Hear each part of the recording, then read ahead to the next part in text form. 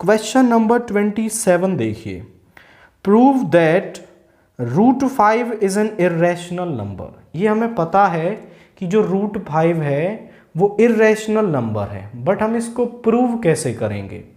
इसको प्रूव करने के लिए हम मेथड ऑफ कॉन्ट्राडिक्शन का यूज करेंगे।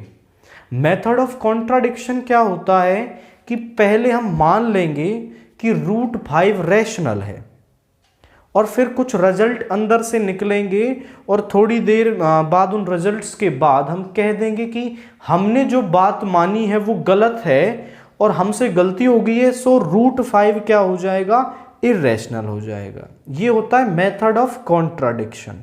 तो इससे हम इसको करेंगे। सबसे पहला काम करना है आपको, लेट √5 इज रैशनल। ये हमने मान लिया कि √5 क्या है? हमारा रैशनल है। अगर √5 रैशनल है तो √5 को a/b की फॉर्म में, जिसे p/q भी कहते हैं, हम लिखा जा सकता है where a and b are coprime. हम इस तरीके से a और b को ले रहे हैं कि a और b का कोई भी फैक्टर नहीं है। मतलब अगर a और b का आप ऐसे लिखें, जैसे आपने लिख दिया 5 और 7, इनमें कोई कॉमन फैक्टर नहीं आएगा आपका, दोनों प्राइम है और इनका HCF 1 है, तो ऐसे नंबर्स को हम कहते हैं को प्राइम नंबर्स। अब यदि मैं यहीं पर लिख लूं 5 और 10, इन दोनों का कॉमन फैक्टर 2 है, 5 है। क्या है? इन दोनों का जो कॉमन फैक्टर है वो 5 है, क्योंकि 5 से ये भी डिवाइड हो जाएगा, 5 से ये भी डिवाइड हो जाएगा, तो ये को प्राइम नहीं है हमारे। मैंने a और b को ऐसा माना है कि दोनों को प्राइम है हमारे। अब इस b को इधर ले जाएं, so a is equal to √5b। दोनों तरफ स्क्वेयरिंग कर दें तो यहां आ जाएगा a square is equal to 5b square. अब इस कंडीशन को थोड़ा सा एनालाइज ऑफ करें। भाई किसी नंबर को मैं ऐसा लिखता हूं 10 को मैंने ऐसा लिख दिया 5 × 2, तो इसका मतलब क्या है कि ये 5 से डिवाइड हो रहा है 2 टाइम्स।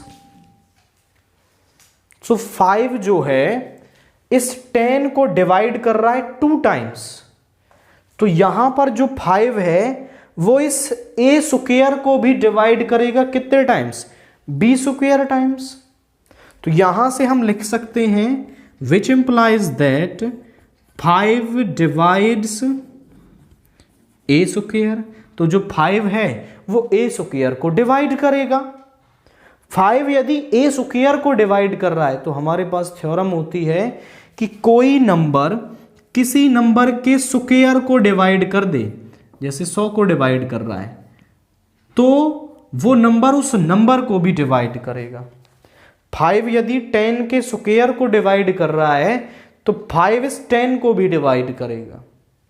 तो यही हम लिख सकते हैं। तो इसका मतलब क्या है कि 5 जो है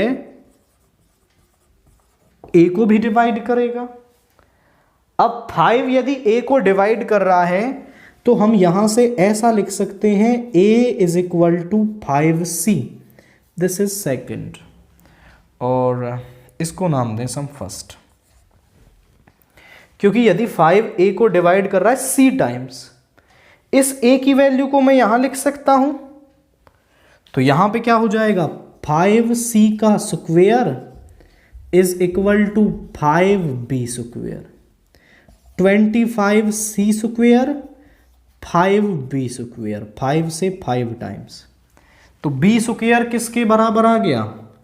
b square is equal to 5c square. अब जरा गौर करो, यहां पर b स्क्वायर जो है वो 5c स्क्वायर के बराबर आ गया, मतलब 5 जो है वो इस b स्क्वायर को डिवाइड कर रहा है c स्क्वायर टाइम्स। तो हम यहां लिख सकते हैं which implies that 5 divides b square. अगर 5 b स्क्वायर को डिवाइड करता है सो 5 डिवाइड्स बी। चेक करो, 5 ए को भी डिवाइड कर रहा है, 5 बी को भी डिवाइड कर रहा है, मतलब 5 ए और बी का कॉमन फैक्टर हो गया। So 5 is a common factor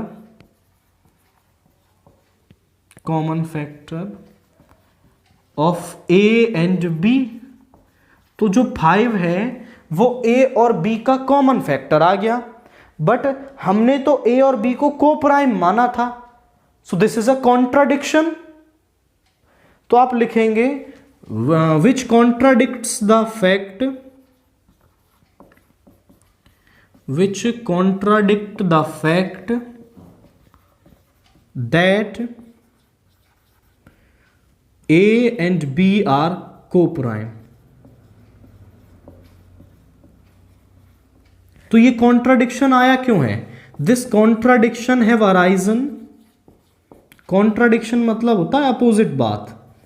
this contradiction have arisen due to our wrong assumption।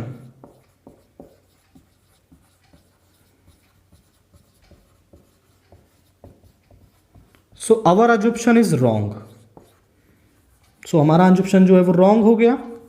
so हम कह सकते हैं so root 5 is irrational। हमने माना था ये रैशनल है, बट हमारी बात तो गलत हो गई, तो अब हम कह सकते हैं कि जो रूट 5 है वो irrational। So this is the method of contradiction to prove any number irrational।